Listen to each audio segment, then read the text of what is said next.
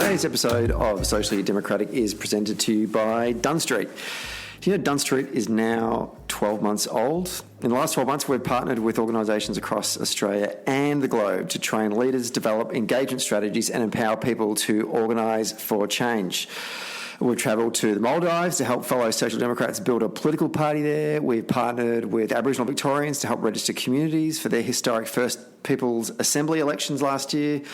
Dunn Street, we took 10 progressive Australians to Washington, D.C. and New York to connect with leaders in politics, advocacy, tech and organising. And we've also developed leadership training courses for people who are running for public office or people who are doing organising in Adelaide, Darwin, Melbourne, Brisbane, and we've worked with some of the largest trade unions in the country to develop national, digital and grassroots organising strategies. And we've also interviewed the odd leader across the world on our podcast, this one. But we're just getting started. In 2020, Dunn Street will continue to work with folks that want to make a difference, inspire, hope, and build change from the ground up. And that's our story, and we'd be keen to hear yours. So if you want to connect with Dunn Street, hit us up at dunnstreet.com.au. Today's episode of Socially Democratic is actually recorded in conjunction with the Chifley Research Centre and Australian Labour International. And the topic of this week's episode is organising. That's something that I've been doing for a very long time, and on this week's episode we got a bunch of people to come in and talk about organising themselves. We recorded this one during the Chifley Research conference in Sydney late last year, and it's a great opportunity to put it up now and hear from some of these really amazing organisers. And questions like, was the last Australian election a repudiation of the current organising model of campaigning, which I fundamentally disagree with, and I don't know if I get to share my opinions on that, but now you've heard it. What are the models being used in civil society, such as the school climate strikers, and where to from here when it comes to organising for change? Well, actually the answer is we've got a long way to go because we need to do more of it. And also, what can we learn from our recent electoral success in regions like Scandinavia? So today on this episode we're going to hear from Ben Hugosson, who's an organiser from the Swedish Social Democrats. He was out for the Chifley conference. A young, inspiring woman who's a Year 10 student in the suburbs of Sydney and is also a youth activist for the school strike for Climate Australia, Danielle Pore Villafana, and the Deputy Chief of Staff to the Premier of Victoria, Daniel Andrews, Jessie McCrone, and a former Field Director for the Community Action Network, joined us on this week's episode. Don't forget, the podcast is now available on Apple Podcasts, Spotify and Stitcher, and obviously your favourite podcast app. So if you're on Apple Podcasts, don't forget to leave us a rating and a review. And also remember to follow us for updates on all of our latest episodes on the Dunn Street socials, Facebook, Twitter, Instagram and LinkedIn. Also, we haven't planned to do a podcast on the Nevada Democratic caucuses, which are taking place in the US on Saturday, US time. But we've got a lot of feedback from our listeners who have said, are you going to do an episode? So we may do one next week. Be on the lookout for that. I need to actually hit up our usual guest in the US, Sam Schneidman, to find out if he's available. Sam, if you're listening, you're going to get a call from me in the next 24 hours. But thanks very much. We really appreciate feedback from everyone on the podcast, particularly on the podcasts that we've been doing on the US Democratic primaries. Really appreciate that feedback. And if you do want to give us any more feedback, don't forget you can just send us a message on Instagram or Twitter or Facebook or even LinkedIn. But let's get to this week's episode. Good afternoon, friends, and welcome to the Organising for Change session. Hello, my name is Stephen Donnelly, and I am the director for Dunn Street, which is a campaign consultancy firm focusing on grassroots organising.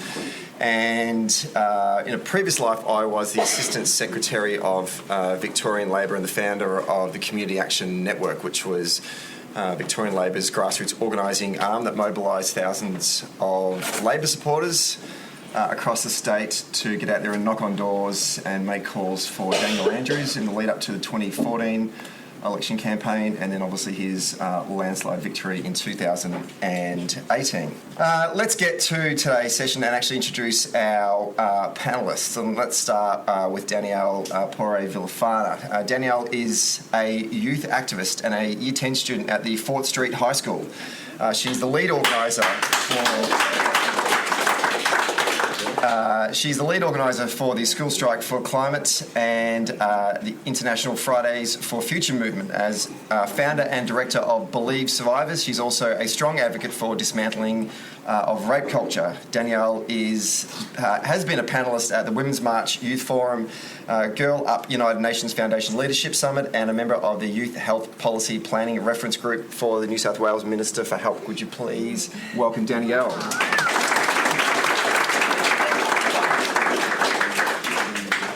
Our second panellist has travelled a little bit further than Danielle's high school. Benedict Hugosson is an organisational ombudsman for the Swedish Social Democrats, focusing on training and membership development. Benedict has experience in a range of political engagement campaigns, both digital and field, and has led local field campaigns in Stockholm, the national field campaigns for the Social Democrats, and digital campaigns with his work in civic society. And is trained in the Marshall Gantz model of electoral organising, which has also been adopted by Obama for America and the Community Action Network in Victoria and Queensland and Western Australia, Northern Territory and in New Zealand. Would you please give a warm welcome for Benedict? And our final panellist is Jessie McCrone. Jessie is the Deputy Chief of Staff to the Victorian Premier, Daniel Andrews, where she heads up their communications and political strategy, digital platforms, earned media and government advertising. Jessie has nearly 15 years' experience as a political and campaign professional, working in both federal and state governments, in trade unions and the organisational wing of the Labor Party, and was the former field director for Victorian Labor's Community Action Network. Would you please give us a warm Sydney welcome to Jessie? So today's session is about organising for change, and what I want to try to achieve with today's session is to ask questions of our panellists, and for you to get a sense of who they are and their expertise that they bring to this conversation. Then we're going to sort of dive into a bit more of the subtleties of organising and the various ways in which we organise communities and the structures and the strategies that we use. And we'll talk about the challenges that we have with community or field or electoral organising. And then we'll talk a bit about the future of where organising is going. Then we're going to open up the floor and give you guys an opportunity to ask questions of the panel today. Sounds good? Yeah. Excellent. All right, Jessie, let's start with you. Field organising or electoral organising, political organising, essentially the organisation and mobilisation of large-scale volunteer capacity to go out and have conversations with voters on their doors or on the phones, is a reasonably new thing in Australia compared to in the United States. And you certainly have been on that embryonic journey dating back to 2010 right through to today. I just want to, if you could share your thoughts and experiences on how political organising in this country has evolved and become a central component to centre-left campaigns. Okay, thank you, Stephen, and I'm very happy to be on Socially Democratic. As Spotify reminded me this week in my 2019 wrap, I am clearly an avid listener, but it's taking a little bit too long to get me on, so I'll hopefully make up for that today. So it was a reasonably, the 2010 through 2014 period in Australian political organising was a very key period. We had a lot of elections in that period. We had, I think, 11 between 2010 to 2014 across the country. And a lot of it... Yep. Okay, I'll speak up. Might get his microphone. Okay. Yep, thank you. It's good, we've got a very vocal crowd. Glad to hear it. So 2010 through 2014 was a very key period for electoral organising in Australia. We had, I think, 10 elections, I'm probably forgetting an ACT election, across the country, where we moved from... Well, the first election that I started helping with direct voter contact was the 2010 election in South Australia. Now, what we were doing there, in comparison with what we did in 2014 in Victoria, was an extraordinary jump in skill and strategy and training and capacity to actually turn people out. In 2010 in South Australia, we were definitely making a lot of calls. I remember at some stage we were holding up phone recordings of candidates to answering machines and thinking that would be the thing that switched a lot of votes. And moving that to 2014, we were actually getting to the start of, building teams, giving responsibility to volunteers, actually empowering people within our movement to take charge of the campaign, which was a real shift. I think part of the reason it's been, we have a long way to go as well, I should mention, in field organising in Australia, and I'm very interested to hear from the other panellists on that front. I think that one of the things that has been difficult for the movement of field organising across the period has been the significant change we see in party offices. Over that period, I think that we've probably only had one state secretary that has maintained their position for 8 years. That would be Reggie Martin. Broadly, we have a lot of change and churn that happened in our campaign wing. As a party, we haven't invested enough in giving campaign longevity to organisers and to field staff, and that has meant that while that period of 2014 we've had expansive growth in the way we do things, without that ongoing context and experience being doubled down on election after election, we won't move forward as quickly as we have. Thanks, Jessie. I'll turn to you now, Ben. I've been lucky enough, when I did work for the Labor Party, to travel overseas and meet with a lot of Social Democrats from around the world. And I always got the impression, certainly from our European brothers and sisters, that the strategies around organising wasn't being adopted as wholeheartedly as it has been done in the United States and in Canada and New Zealand, Australia and Great Britain. But we had a conversation last night, and you certainly proved me wrong that that's not the case in Sweden, which is, I'm really happy to be wrong on that. Can you just share with us a bit about your background and your experiences with the Social Democrats in Sweden when it comes to organising? Yeah. Okay, so I would say you're probably not entirely wrong with that analysis, that we haven't been adopting it, but there is movement to adopting it, and I think that's the most positive thing for us. If we put it into sort of like an historical, cultural perspective, we have very strong workers' parties in strong. When I say strong, I mean sort of like organisationally strong parties in Europe and Scandinavia, among others. And what we have is over a longer period of time, because we've been so successful, is that we've stopped innovating a lot, and we've actually sort of gone into our very sort of hierarchical structures, which aren't these sort of campaigning structures that we're talking about. And so because we had so many members, we were basically embedded in our local societies, and when we were going to win an election, we could win an election because we actually had that group of people already engaged. So they didn't actually need to go out and knock on doors or do those things, because those conversations were actually happening very naturally. And we didn't need to have a systematic approach to how we were doing campaigning, because that stuff was just happening automatically.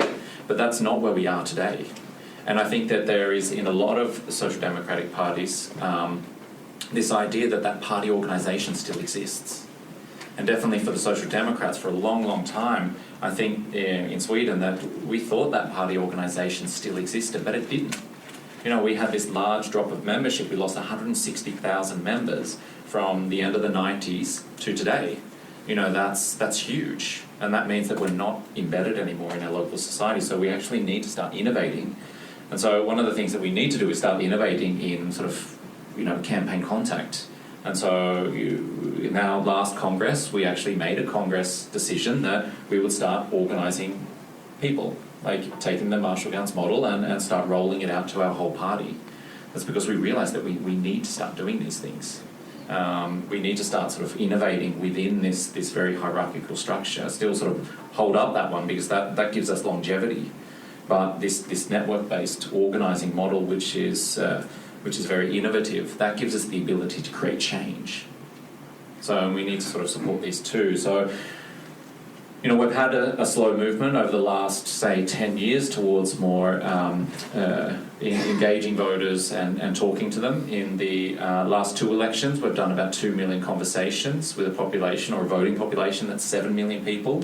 So we've come a little bit in that direction, but we still have a long way to go to sort of match the US, who are pretty much talking to about 50% of their population. So we need to get maybe from 2 million to 4.5 million. That's what we need to really get to. And so the question for us now is, how do we take that? We've been forcing a lot through our party organisation. How do we start then innovating with that, like introducing this network-style approach of campaigning into a very hierarchical structure? And that's a really important question, because that's how our organisation can, keep its legitimacy with its policy, but still sort of create some sort of prerequisites for change. And so, we're testing things, but we don't know if we're getting there, but we know that we have to do it. And that's what innovation is. We don't know the solution. Sometimes we don't even know the problem. We just have to go out there and test stuff. And so that's where we're at the moment. Just one quick follow-up question there. You mentioned Marshall Gans. Maybe to give some context for our audience, just sort of summarise the Marshall Gans model of organising. Yeah, so it's yeah.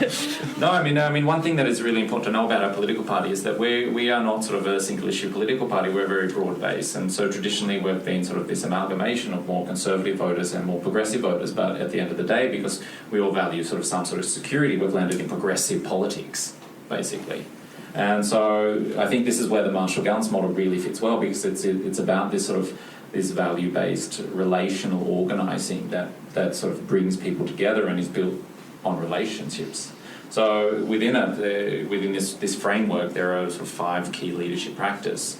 The first is story, so that we can actually sort of talk from the heart and tell people why we're called to lead, and actually start building sort of groups of people, new groups, new constituencies that can go out and create change. It's about sort of systematically building relationships, so that's another one of the key features, is building relationships and using those relationships then to create structures like teams, like you guys were talking about, to then go and support that engagement, because without that structure we can't support it over the long term. Then we need to think very, very strategically about what we're doing, so strategy is another thing that we look at. So it's about, how do we create change? So, and this is one of the things from our old party organisation, when we looked at what they were doing often, at 4%, you're embedded, you can do whatever you want. But at 1%, 1.2%, where we are now, we have to start thinking a little bit more consciously about what we're doing. So strategy is important. We can't stand there on the side of a road with a big banner and say, vote the Social Democrats. It ain't going to work, basically. So you need to think strategically. And then, how do we mobilise people? How do we act? And so that's basically the framework. So it's a lot of sort of small sort of models to help us think more consciously about the way that we engage people and engage them from the head, the hands, and the heart, basically. That's an excellent summary. That's standing on the side of the road. It's called wobbleboarding in Australia, and it should be banned. Okay, now story, as you said at the start, is one of the foundations of grassroots organising. Danielle, I think we are all going to hear your story. How did you come to be involved in the Student Strike Climate campaign? Is this on? I think it is, yeah. Hello. Oh, it is. Yeah, so School Strike for Climate, we're a very new campaign, and most of us coming into it had absolutely no experience in grassroots organising and campaigning at all.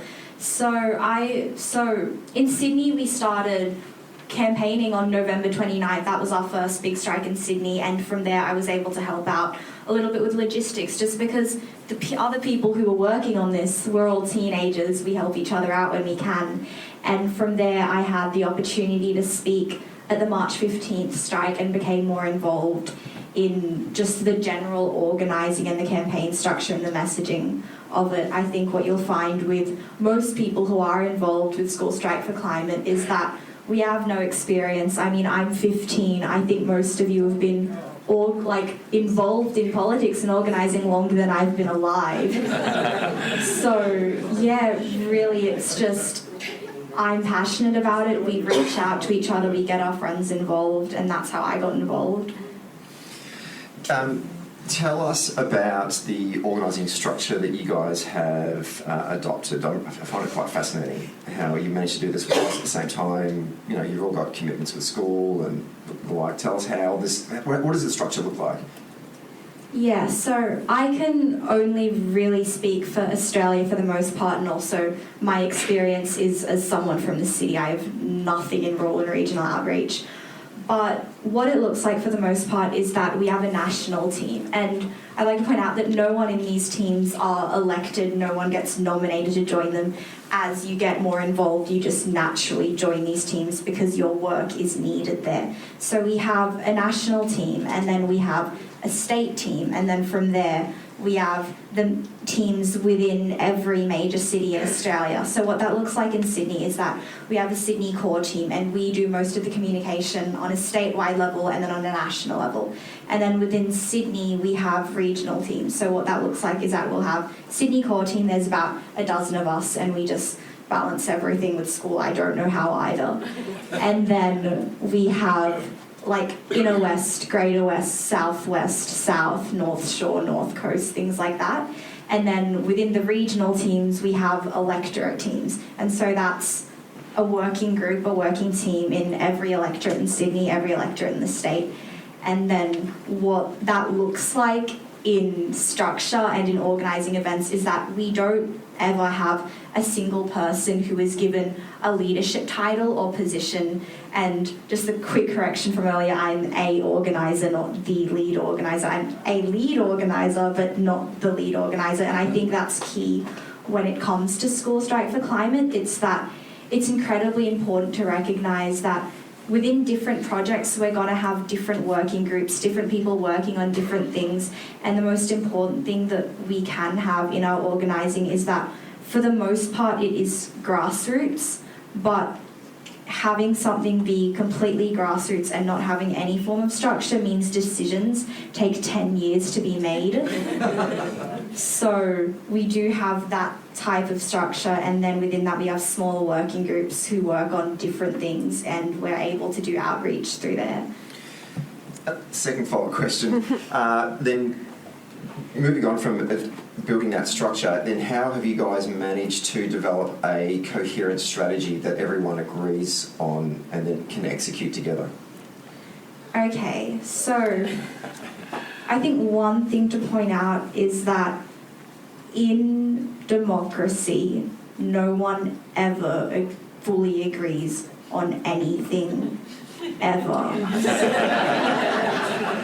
It just doesn't happen. Someone at one point might be shanked, but you move on. And so what that looks like is that we take the most important key messages that we want to get out there, and we do a lot of outreach within our communities. We do a ridiculous amount of Zoom calls and polls. And then so with School Strike, we have 3 key messages, 3 core demands that we push for. It's 100% renewable energy and exports by 2030, no new coal or gas projects, including the Adani Carmichael coal mine, and a just transition for fossil fuel workers and their communities. And how that came to be was that we recognised what are the demands that we think are tangible but also aren't too elusive. I think a major problem that a lot of social campaigns and even political campaigns have is that they have these ideas that they want to push to the public that at first sight they seem appealing, but if no one really understands what that means or what that looks like, it's never going to go anywhere. And so what we try to do our best to do is recognise what do we need and what can actually genuinely effectively be communicated. And from that, when you have core things that you're pushing for, that core thing that you're pushing for generally has an umbrella, and under that there are multiple smaller actions that can be tangibly taken and pushed for within our local working groups and not only on a national level. Benedict, I want to sort of talk to you now about recruitment, bringing volunteers in, and Danielle just touched on a couple of the online tools that are available to us all these days that we probably didn't have 10, 15 years ago. And your background is also in digital campaigning as well. I just want to get a sense of how you in Sweden have managed to marry up the work that we're doing online with offline. So how do you guys, what success rate are you having trying to move people who are in the online community that are very passionate, that share our Labor values or our social democratic values, and mobilising them to come and actually go and do things and speak to voters in communities? Yeah, so I mean, we've been working with online, just as long as everybody else, and to various degrees of success. And so we have actually been sort of like, we've invested in the constituency management systems and things like that to basically be able to sort of collect people online and providing content there so they sign themselves up. One of the things that we've found is that at the end of the day, that's actually not where a lot of our activists are coming from, even though they are sort of like self-selecting online and coming in. That's not really where they come from. And if you look traditionally in Sweden, where membership has actually come from, it's come from existing structures. So, for instance, the Labour movement came from workplaces. Yeah. So we traditionally have recruited people from workplaces. The Christian Democrats, they had churches. Yeah, and that's where they were recruiting people, basically. We have also the Farmers' Party, which basically we're recruiting from the super local community structures that were already in place, and these are the three big sort of political parties in Sweden. And we find that still for us is still the case. So even though we have these online communities where people can sign up and say that they want to take action, essentially they're not where a lot of our people are coming from. But having said that, there is a lot of people coming in, and we had in the last election 16,000 people sign up to be new members of our party, which is great. We need that, but what we do have in place is we have that infrastructure, and it was really interesting to hear about the structure there, because that is basically our sort of like party structure. That's it. And if you have it in place and if it works, then these people can come in very, very easily into the system. It is about creating a structure that is there already in place, that is working, so that when these people actually do sign up, there is somebody there to pick up the phone and say, hey, come to a meeting or come to an action.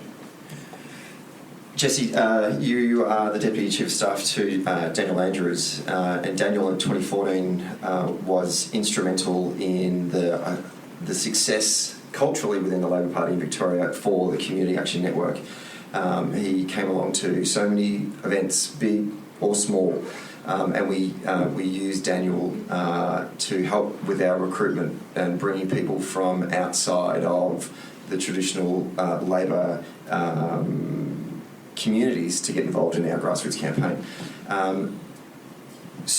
We mentioned Story before. Story has been one of the fundamentals of grassroots organising, that Marshall-Gans model. You're now working for Daniel. How important is Daniel's story? How important are the stories of people in the community when it comes to communicating to the electorate or volunteers our message? Story, you've probably nailed that in a couple of sentences. Story has been incredibly important to the way we communicate through Daniel's Facebook, but even in the speeches he gives and the events he attends. I think you'll probably see the strongest example of that in the coming communication that we'll do around the Mental Health Royal Commission that we've just handed down. Well, sorry, the commissioners have just handed down their interim report.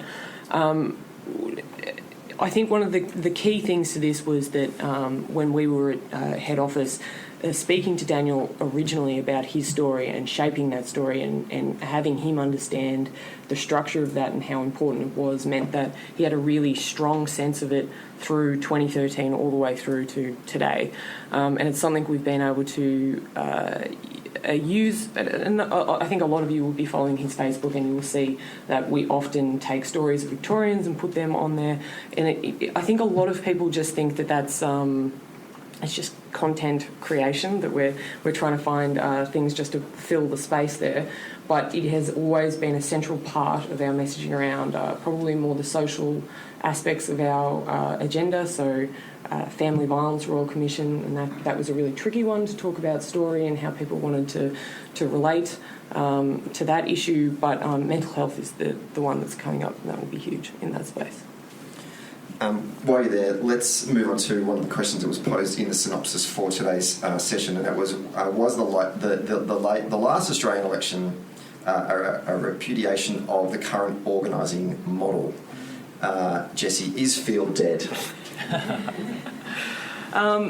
Yeah, look, it's so funny. Fields always seems to be under attack, and it's hard sometimes when you sit back and think, why is it that we constantly have to justify why these structures work and why they are important to campaigning?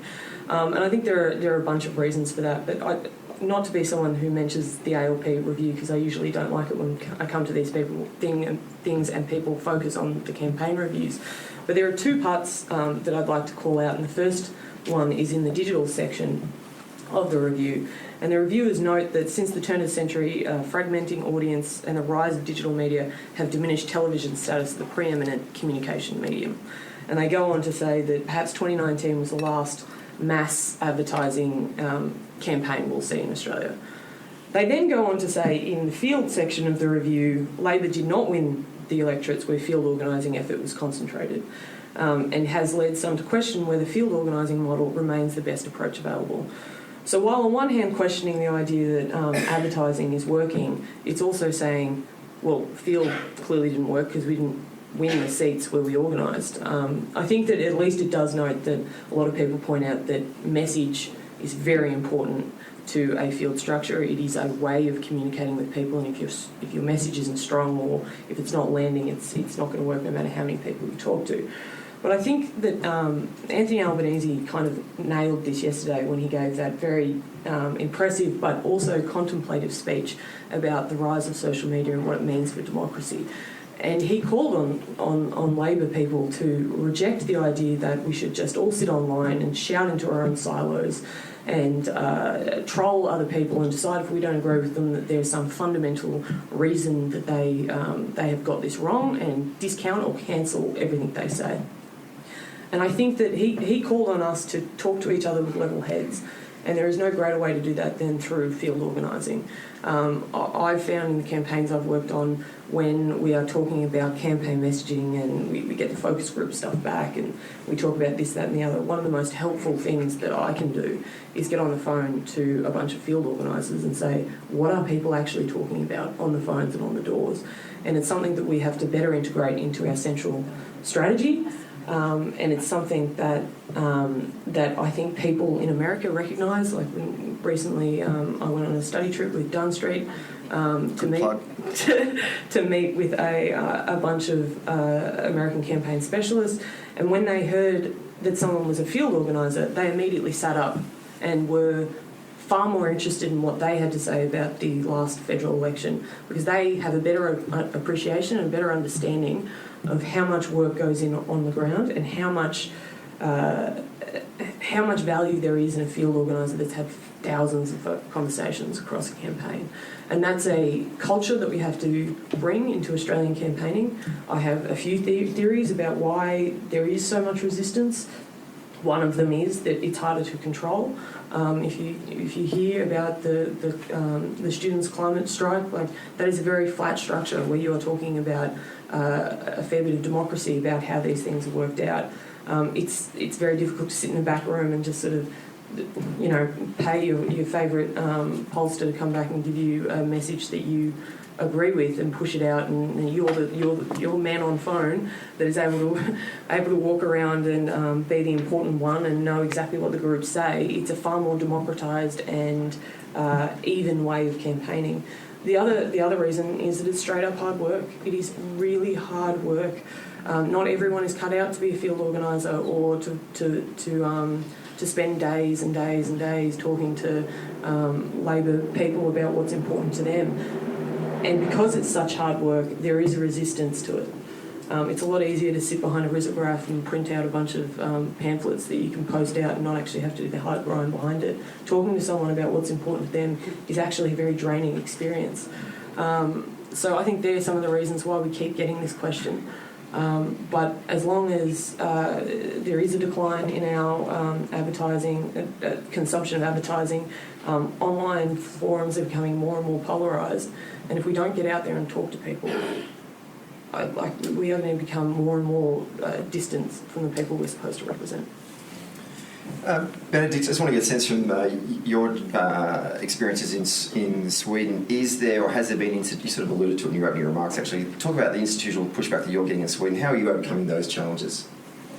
Yeah, like I said, a lot of the institutional pushbacks come from the fact that we have a very strong hierarchical structure. And when I say hierarchical, I don't mean top-down. I mean, it's like it goes around and around and around. There's, politics go up and then it's broken down, politics go up and broken down. So it's not a bad structure in that way. Yeah. But it does actually at some point squash innovation. And there's a really, really good way of squashing innovation. And that is just ask questions. What is that about? Can you sort of describe that in more detail? Because a lot of innovation, you don't have the solutions, you don't really understand the problem, but you have to start doing stuff so that you go on a process where you can define it. And in this hierarchical structure, they want sort of like standard solutions, and they want to know what's actually happening, because that's what it's about. It's about delivering sort of standard products out. And so what we've found is that when we've tried to innovate, people just ask so many questions that you die. Yeah. And, we don't know how this works in a Swedish context often. Maybe it's different, maybe it's not. But we do actually have to go out and start testing these things. But if you don't have full control or full sort of the ability to describe it, it is easy to kill. And so that's what has happened, because it's an alternative process to what we're actually used to. But this way of working, this way of innovating was actually how the party was formed, basically back in the day. And then we sort of to deliver the politics on a standard basis all the time, we had to create hierarchy. But so what we find is that, we have to actually understand that we have multiple structures within our party. We actually have to name that, because, that then becomes a norm, something that we have to work with. We have to understand those different structures. But when we're innovating, we innovate within a network-based structure. And so what we find that we have to do is to create some sort of anchoring within the parties. You have to bring people over from that hierarchy into that innovation. And if they're not a part of it, then they're not sort of propagating for it within that hierarchy. And then you find that you can actually sort of innovate, quite freely once these people are there. And you can make sure that, when the time comes to describe it, there is somebody there that can actually give it an account. They can sort of say, we've done this, this and this, and it's resulted in these outcomes.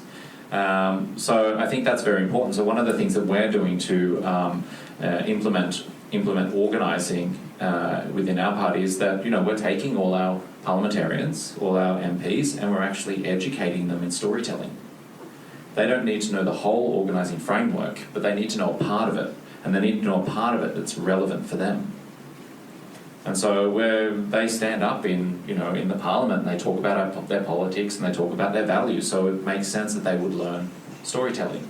So we're going to do that, and we've seen already that the people that get involved in that then go out and they sort of say how great this is and how we need to do more of it. And so it provides this room for us to actually not go out and describe exactly what we're going to do, but start going out and doing stuff so we can actually come back and tell them what we have done.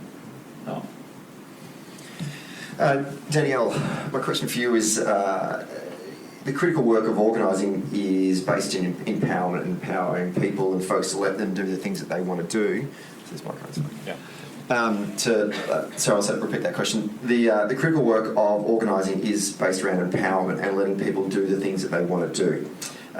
Is the student strike climate movement truly student-led, or have the adult boomers got their hands on your campaign in any way? So this is one of the few questions that I get a lot. I think all of us do. And I think, firstly, it's a tiny bit insulting to assume that because we're teenagers, therefore we are inherently unable to comprehend how the world works, nor are we able to recognise, oh, climate change is bad, I would like to have a future. I think that's a pretty simple concept, and it's something quite easy for us to grasp. So I think it's a bit unfair that that is something we're asked so often.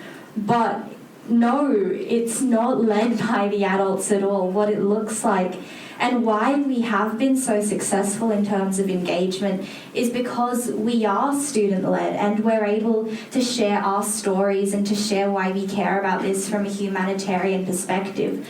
I mean, in September, we were able to turn out hundreds of thousands of people in Sydney, and yet we've never sent a single cent on advertising.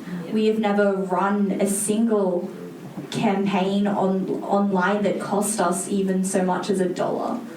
So what's really important here is that we are teenagers and we use the means available to us. What that looks like for the most part is social media, is writing posters and sticking them to walls and hopefully praying you don't get a detention, you know?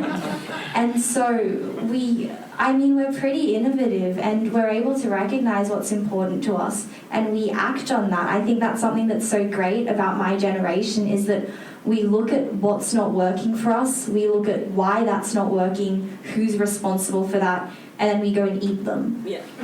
So, yeah, in short, we're a bunch of teenagers and we just want a future, which is why we do this. And if anything, the most help we do get from the adults is A, stealing their office space, and B, asking them for money, or C, using them as marshals. And I think that really is the extent of it. Great.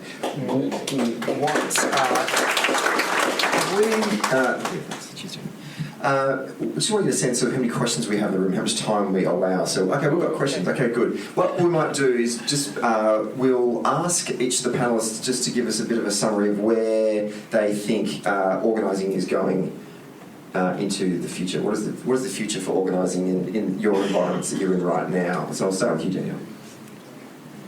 So I think ours would be very different from yours in the sense that we are mostly mobilising young people and that we all live on our phones. I mean, I've never touched a landline in my life. But what ours looks like is a lot of working groups and giving people the opportunities to act on things they care about, because people are passionate about things because of their own lived experiences. So when we create really broad organising structures that allow for people to create working groups, to create projects, and then empower them with the resources that they need for that, that's how we get real change. Because revolutions like what we're trying to achieve are achieved by the people in the spaces and lines between what you see on the news, and that's why we have been so successful, and that's where I think we're that trajectory that we're still on, and that's where we're going to keep going. Great. There's a great researcher called Hari Hahn who wrote a book called How Organisations Develop Activists, and she writes that the act of sort of participating in democracy is actually not something that we're born with. And I think that that's really, really important for us to know, both as sort of old political parties who haven't actually been looking at these processes and haven't actually been looking at organising and how you'd have, like we feel that we have because our parties have been going, but we haven't actually been developing the leadership needed to actually uphold these structures. And when we haven't been doing that, then we haven't been teaching out democracy. And, you know, people need a taste of democracy. So for us, I mean, this comes down to actually, you know, systematically creating the leadership needed to support democratic institutions. Yeah, because those leaders aren't there today. And that involves both, for us, I mean, we have like the campaigning, which is, you know, about teaching them, you know, how to be great organisers, how to bring other people into a movement, and how to sustain that movement over a long period of time. But then we also have these other things like our internal party structures. And so I think that is another type of, not organising, but organisation, which I think is another thing that we need to add to this sort of like this repertoire, or this toolbox that we have, is we need to sort of amalgamate these two as well. How do we create the change that we need, but also make sure that we're there over the long term? Because if we're not, then, you know, other people are setting the agenda. Great. Jessie? Yeah, I think that what I'm going to say is very, very much in line with that. I think as long as we keep conceptualising persuasion and campaigns as pop-up organisations, where we think that once every 3 years we start recruiting people to start changing people's votes, we're not going to be able to have a sustainable sort of network of organised from our perspective, Labor people out there selling the message. I, though, acknowledge there's a lot of challenges with that. That's expensive if you're trying to put in paid work. It takes a lot of ongoing maintenance and love, and over a 3-year period where you've got these fights happening in Parliament and on the Hill and what party officers kind of have to get through, like when it comes to even the internal democracy that runs within the Labor Party and the focus the party officers have to put on that. So there are a lot of challenges, but again, as long as we keep treating campaigns as something that happens for 6 weeks before polling day, we are going to consistently build up a volunteer network and have it fall down, build up a volunteer network and have it fall down. And until we get that right, and I don't think anyone in Australia yet has properly, in an electoral sense, worked out how to maintain those networks, and until we crack that, it's going to be an ongoing challenge, and it's going to be harder and harder for us. Thank you. The term continuous campaign is a pet hate of mine. We'll get to questions in a moment. Is a pet hate of mine. I don't know why it is. I just don't like that term continuous campaigning, because there's another word for it, and it's called organising. If you're organised, if you've developed your organising structures, you've empowered volunteers and volunteer leadership to set the agenda in their local communities, then what will happen is they'll continuously campaign. But it starts with organising. Now, let's go to questions. Yes, sir, you're very ready to go. Yeah, I want to take people back to work choices and the way in which we could organise very quickly against the threat of that campaign. I was active through the union that owns this building and went through trades and labour councils, unions, parliamentary offices. But then, maybe you'll reject my characterisation, but I want to ask, my first question is, was that a good model? My second question is that we got a right government, and then there was a bit of a flip, and that whole structure just, there was a bit of pushback from the professional politicians who were saying, well, okay, you guys can go away now, we'll take over here, you go back to your knitting. And it fell apart very quickly. But my question is still, maybe you don't like my characterisation, but my question is also, is that a good model? Stephen's laughing because I think this is a lecture I've given him several times. I was similarly on a Your Rights at Work campaign in 2007, and I'd been at the ACTU in 2005 when that started. Look, I think that it's very difficult for me to know whether that characterisation is correct. You know, I wasn't in all the rooms. I'm sure there were a lot of discussions at the time. That's certainly how it felt. And I think that it felt like for those people who got involved in that momentous campaign that you got sent a badge, which was lovely. We all got those little metal badges about being involved and sent merrily on our way. And I think some unions did a really good job of keeping those organisers from their communities engaged. Others not so much. And I think the ACTU is doing some very interesting things in this space off the back of the last federal campaign. I'll be very interested in what comes out of their work. But I think that you've kind of nailed certainly the emotion that has come from when we keep building up campaigns and then letting our volunteers down in one sense. Like if you talk to field organisers after the 2014 Victorian campaign, volunteers started calling them afterwards, being like, okay, we're in December, the election's happened, when are we meeting up next? What are we doing? And the organiser was like, well, I've packed up the office, I'm not being paid anymore, and like I'm trying to find out what I'm doing the rest of my life because this was a short-term contract I've been given. And in some pockets in Victoria there has been consistency. I think the Latrobe area, the federal electorate of Latrobe and the seat of Mombolg has been really successful at keeping those community networks together, but it hasn't been as good everywhere. And while I don't feel I have an answer for you, I certainly think that we can all relate to the emotion that sat behind that question, that we feel like we achieve big things and then we just let it go. That was a great question. I was a trade union organiser for the Transport Workers Union in South Australia, and I think at that time, and I found that the sentiments and what they wanted to achieve at that time were excellent.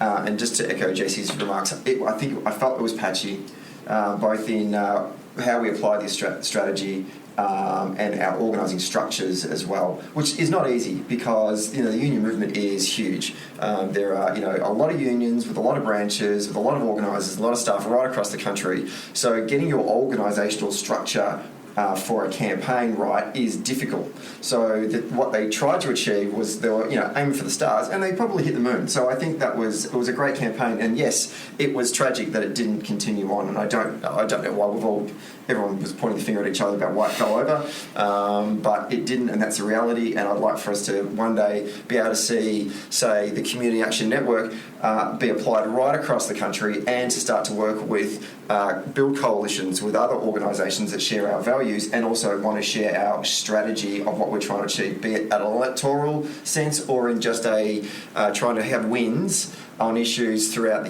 the electoral cycle. Yes, the lady next to. I just want to make a comment. In Eden Monero, it's not just a question of what do the campaigners feel. I think it's a very big question of what do the voters feel. Because a lot of voters on pre-polling and door knocking said, what gives with you guys? Why do you just turn up now? What the hell? Where were you in the previous steps? They want to see participation in those grassroots organisations, what Benefit was talking about, the things like the ethnic groups, and Mike Kelly did so well in Eden Monero, because everywhere we seem to go, the Macedonians would say, we're going to vote for Mike Kelly because he always comes to our dances. and things like that, like really basic things. So let's think about what do the voters think and say, because it's not just the campaign. Right, Bennett, do you want to give a comment to that? I think community embeddedness is the goal for us. I think that we differ very much from parties of the right in that we are very much movement based in these ways, and so we're very much sort of a part of the civil society, basically. And so if we start divorcing ourselves from the civil society and all those other organisations that are out there, then we start divorcing ourselves from, what you could call as our base, basically.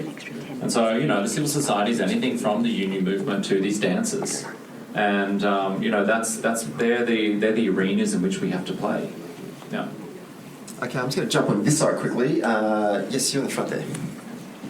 I'm hoping to invite reflections from the whole panel if I can.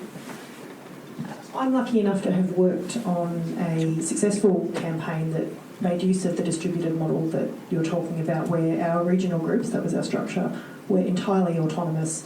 We gave them materials and said, this is what we care about, this is the goal, go and do what you need to do to get that done. But we had a lot of resistance to that in terms of we wanted to do new things that no one had done before, and we made what we thought were very polite and persuasive arguments about we've been failing for X amount of years, perhaps we could try something new, because the worst thing that will happen is we'll fail, and that's situation normal. And we were lucky enough to be able to make our own way with that campaign. But I'm wondering what you would do to then bring those successful tactics, right? Because it's that circular argument you were talking about of how do you know this is going to work? Like, what's the question? You go, well, we've never tried it before, that's why we want to try it, to see if it works, to build the evidence, to then come back and do it. How would you bring that back into those structures, whether they be union or political parties or other organisations? One of the ideas I've been toying with is setting up a separate but internal team, like you call it the innovation or doing crazy new things team, and let them go and try and fail and use the fail fast model to see what might work. But I'd really like your reflections on what you think you might do. Yeah.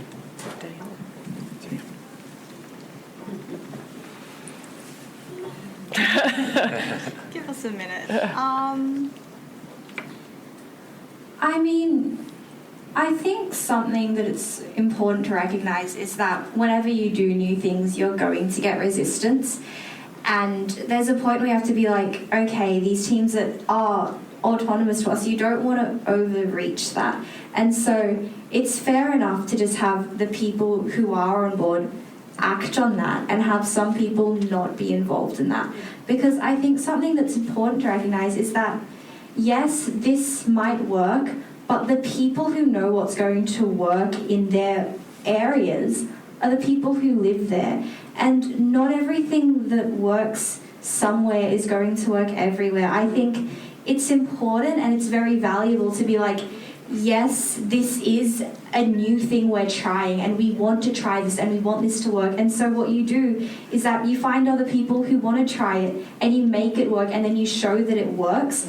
But it's on that other hand, it's incredibly important to realise that these people are very against it, and maybe you just need to accept that some new ideas aren't always going to work, because the people who know what's going to work best are the people who are on the grounds and who are talking to their communities. And I think that even just with what we do, school strikes are an incredibly radical idea. It's something that's never really happened before, but you need to adapt radical ideas to work in that context. For example, in Australia, we've had 3 major strikes, whereas in Eastern Europe, they have a major strike every Friday.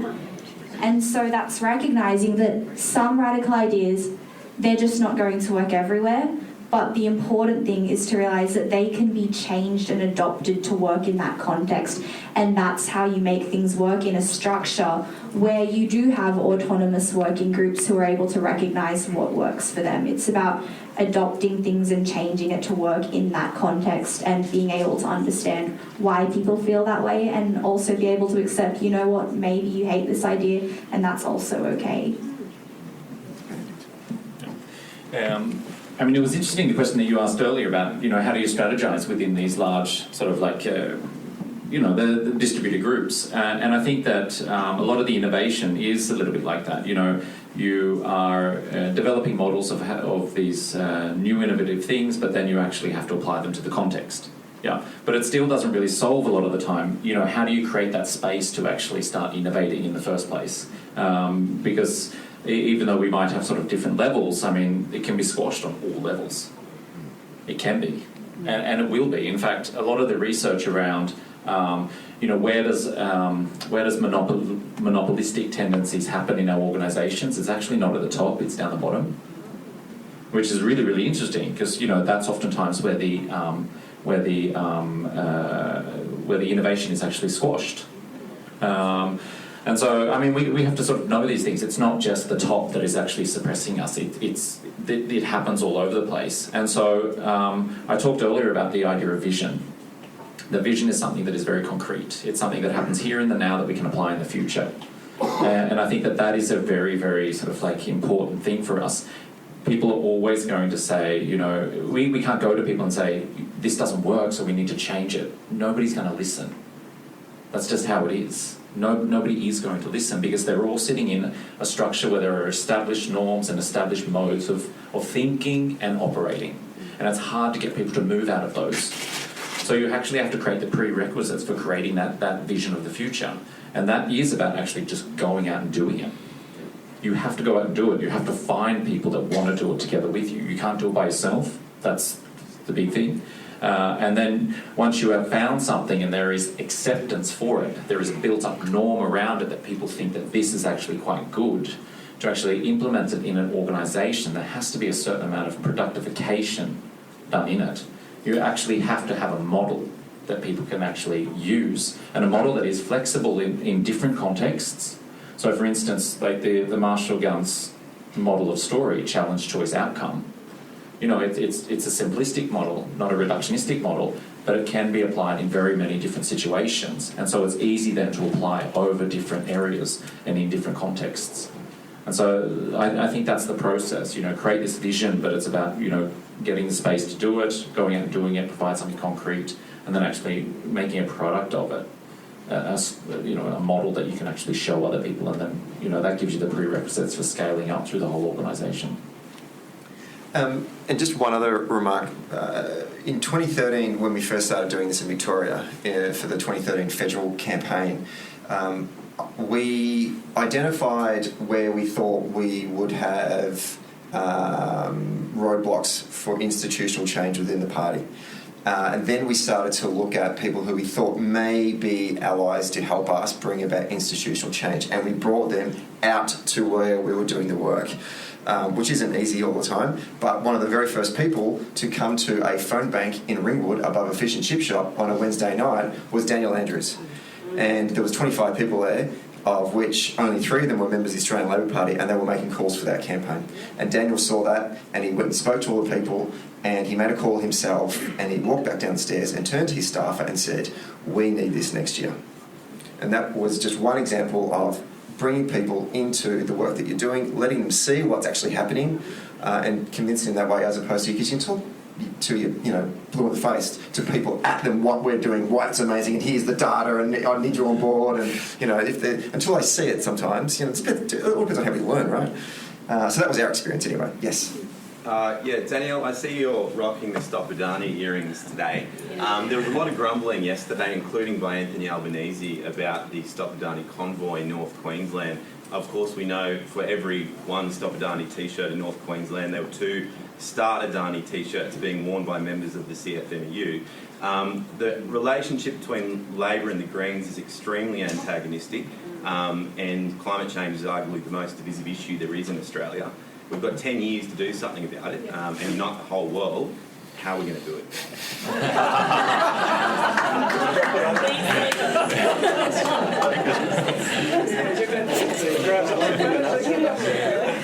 So, I guess quickly my first point on that is that whilst we do push for this change, we can't give you all the answers, because I don't know. As of yesterday, I became qualified enough to go to TAFE. So I can't tell you everything. But what was I going to say?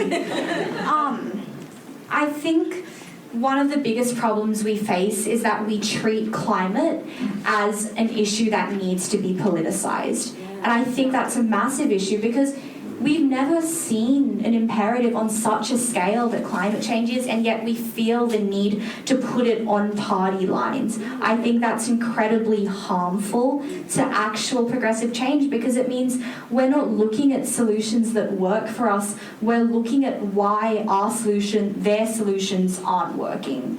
And so what I think that looks like for Labor, especially in particular, is looking at what other parties have, but also what the people that listen to you have. I think a big problem that we do have, especially within what the school strikers learnt from the last election. When we were watching the election, the entire national team was on a call and we were crying. And what came out of that within 24 hours was a third demand calling for a just transition for all fossil fuel workers and their communities. It's about looking at what the people who listen to you care about, what they care about, and what they act on. It's firstly a fundamental misunderstanding of the science, but also people are scared. They see climate change, and what we know is that people not believing in climate change, that's not the issue. The reason people don't vote for climate action is because it's a scary thought, and they don't see strategies for how these policies can be implemented but still protect their livelihoods and their well-being, because I think it's completely unfair to say we don't need coal and only push the messages that we don't want coal, because people need coal. That's their communities, and it has been for generations. So I think we need to look at how do we create that transition, and how do we make it so people can feel secure in that and actually trust it. I think that's something that needs to be pushed on all sides of politics. We need to stop politicising it, and we need to have people understand what happens and understand what that means for them. So much.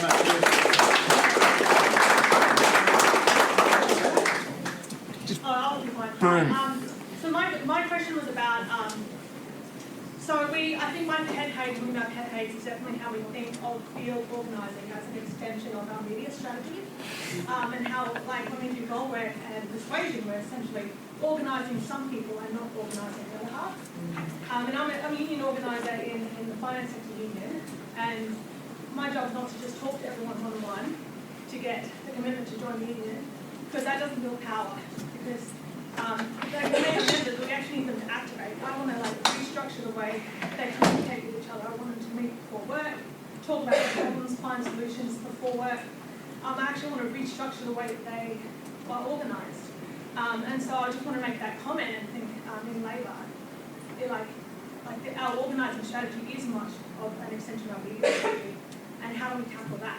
And how do we actually reorganise our communities? Yeah, it's a great question, and I think it's one that relates separately to different states and to different types of elections. I know that we've mentioned Victorian a lot, and I'm going to do it again, but I think that is a state where it is not the field program is not an extension of the media cycle.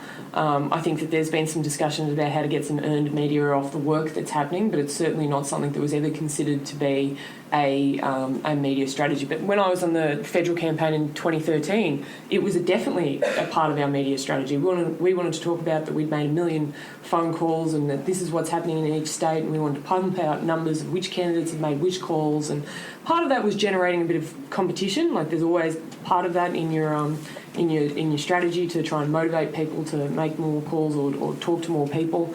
But it's certainly, I do agree, in some contexts, the field strategy can be boiled down to phone calls, as opposed to an organising program that looks very similar to what you just outlined about people meeting before work to talk about how they're going to change their workplace. And those sort of meetings have happened in Victoria, but again, there is still another step and another beat that we can go up in terms of sustainable long-term teams.